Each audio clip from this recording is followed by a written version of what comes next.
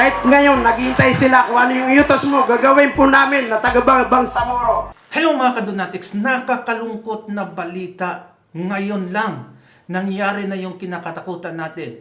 Inaresto si Tatay Digong, ang dating Pangulo. Wala akong planong magawa ng video ngayon kasi 4 days na akong may sakit. Pero nung nakita ko ang news ngayong araw lang na inaresto na siya, hindi ako mapakali at gumawa ako ng reaction nito. Kasi nga mga kapatid, mga kadonatics, napaka-unfair at lumabas na ang tunay na kulay ni Bongbong Marcos. Remember, last time na sinabi niya sa atin? Sinabi niya na hindi niya papapasukin yung ICC sa Pilipinas. Never niya i-allow ang pag-iimbestiga sa dating Pangulo. Pero behind the scene, may mga kalakaran na palang nangyayari. The ICC warrant of arrest will not happen without the permit of the President. Nangyayari na mga kadonatics ang kinakatakutan natin. Hindi dahil lang sa inaresto si Tatay Digong, kundi ang posibleng gulong mangyayari. People of the Philippines are against the warrant of arrest. He is already 80 years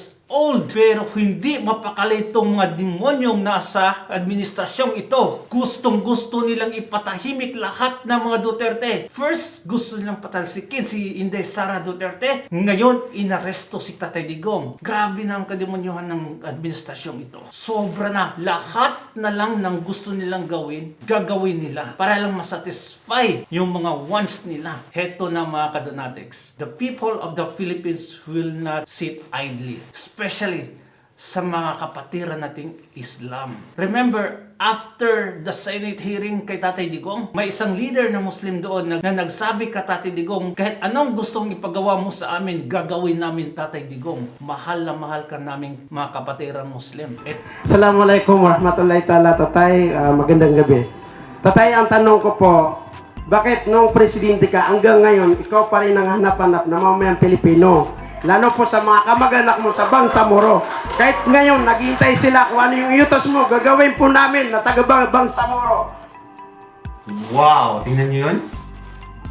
Kahit anong iutos mo, gagawin namin taga-Bansang Moro. It means the whole Islam. Kaya napakahirap para sa mga anti-Duterte na gawan siya ng issue, na ipdiin siya, ipin down siya kasi alam niya, alam din ng mga Islam na they will back him up.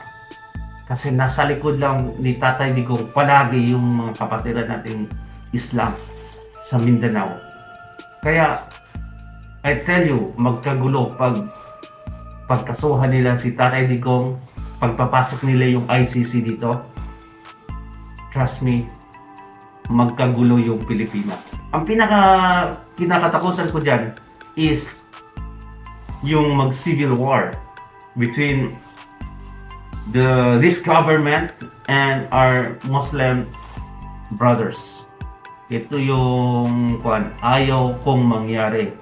I hope na-realize to ng mga kontrabida. Kasi pag hindi, tingnan nyo yung statement niya. Kahit anong sabihin mo, gagawin namin. That's a strong statement from our Muslim brothers. Isa siyang representative doon. Kaya, we don't take that lightly. Kung may utos ka para lang sa bayan, gagawin po namin Tatay Digong. Mahal ka namin, Tatay Digong. Mabuhay ka! Alam mo bakit? Kasi ang lula ko Maranao.